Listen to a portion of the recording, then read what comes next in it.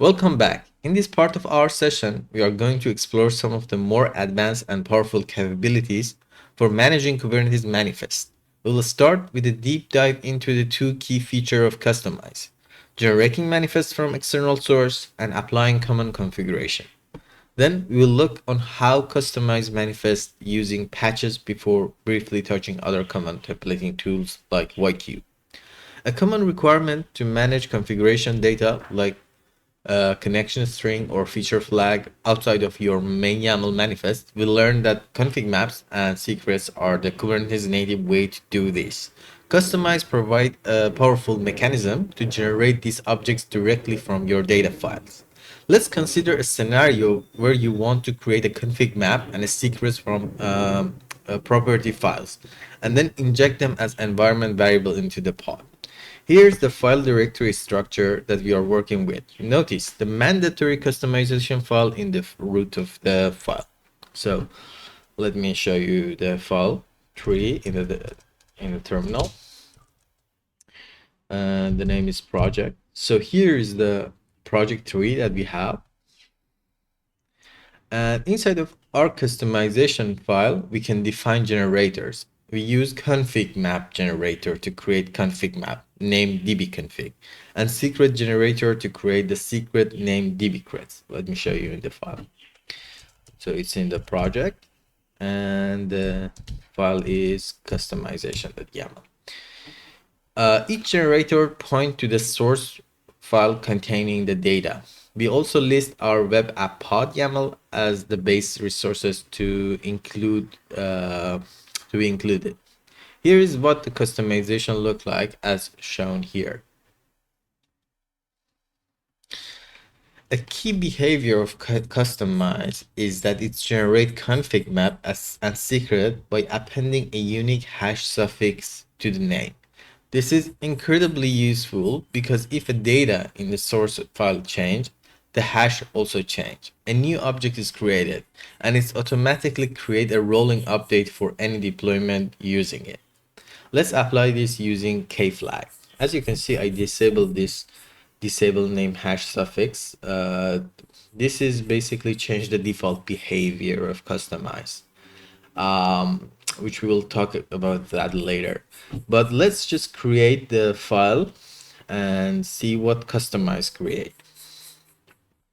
So I'm using kubectl apply -k, and then I'm pointing to the project directory.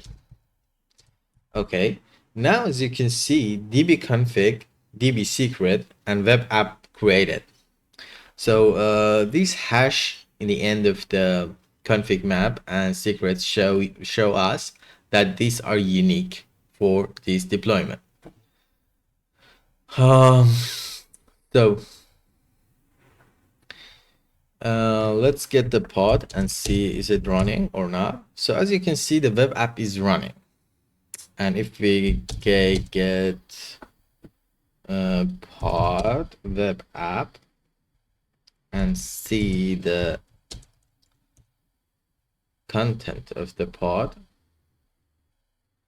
we can see that inside of the and from, the generator generated this configuration for us and changed the file. Okay.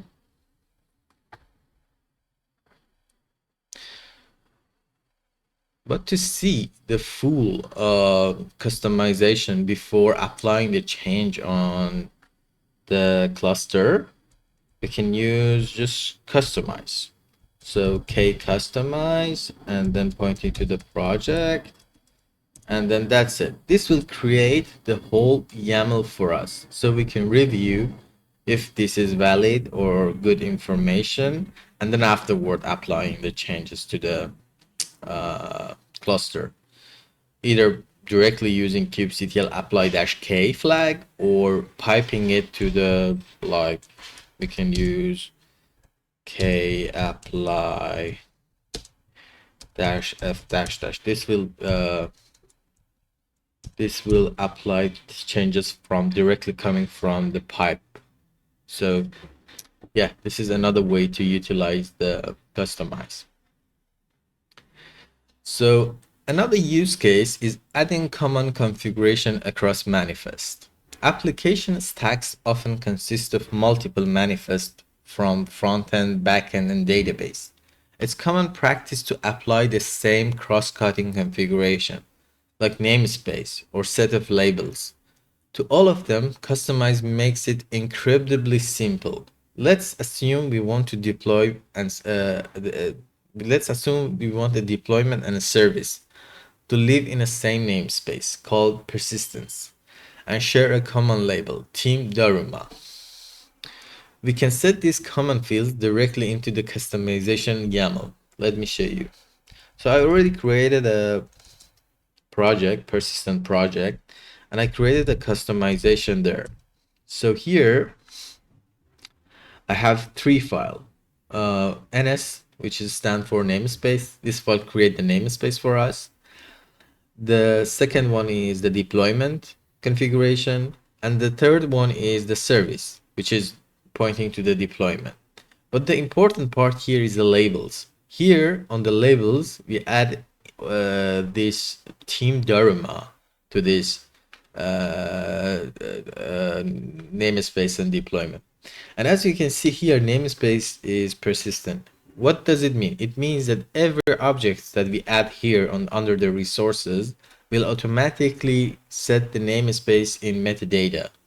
So let me show you.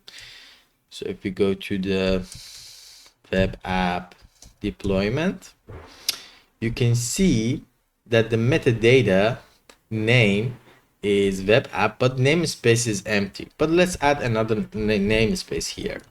Let's add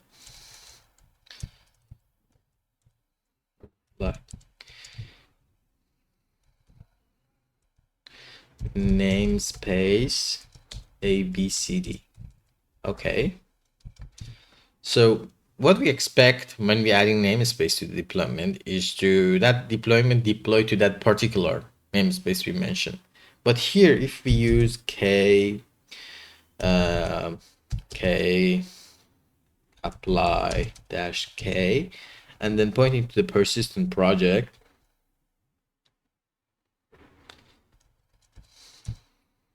we can see that nothing has changed because this namespace is customized, changed the namespace in the deployment. So even after adding the namespace to the deployment, nothing has changed because the customizer or kubectl still think that the namespace is persistent. So this is the beauty of Kustomize, because we can enforce basically deployment object resources to be only applying to a specific namespace.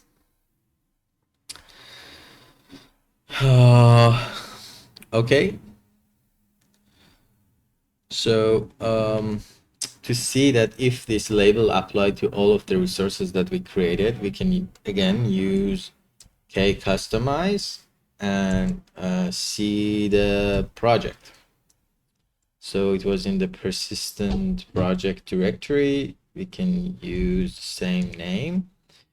And here on the match labels, you can see that the team is Daruma. And here on the metadata labels, team is Daruma. So let's introducing to another templating tool. While Kustomize is powerful tool, the Kubernetes ecosystems offer other solutions. We briefly look at YQ, a versatile command line YAML processor. YQ can be used to read, modify, and enhance YAML files directly from the command line. Let's use this Ubuntu pod manifest for our example. So here in my YAML file, I have ubuntu.yaml.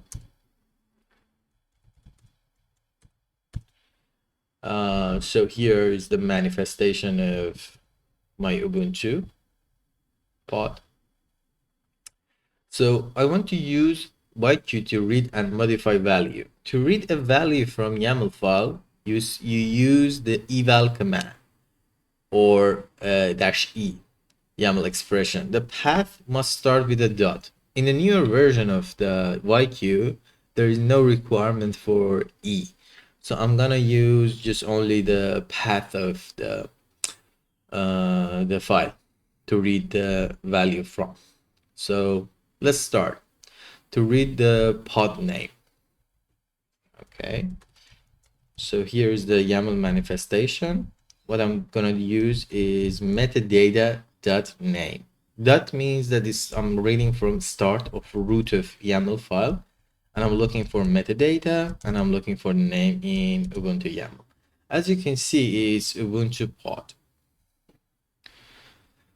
So to read value from environment variable in first container. So this is a bit more advanced kind of command or query. So right now we are trying to read spec the first container, and we want to read the first n from, and then config map ref name from these things. As you can see, it's dbconfig. So what about modifying the value in place? Like in Linux, we are using, this is the same as grep in Linux, but what if we want to use like sed, the Linux famous application for changing the file or changing the text file? So we can use yq-y and then -i option. And here I want to change the config map ref name, which is right now dbconfig, to database config. So let's, before changing that, showing the Ubuntu YAML file. We can see here under the config map name, the name is dbconfig. But what happens if we use this and change the config map ref name into the database-config into the Ubuntu YAML? Let's cat the file again. So as you can see, it's database config now. So in this session, we converted several advanced techniques. We saw how customization can create config and secrets from the data file, apply common configuration like namespace and labels, and we also had a brief look at the YQ command line for reading, modifying, and merging YAML file. These tools are essential for managing Kubernetes application at scale, making your application more modular, reusable, and less error prone. Thank you.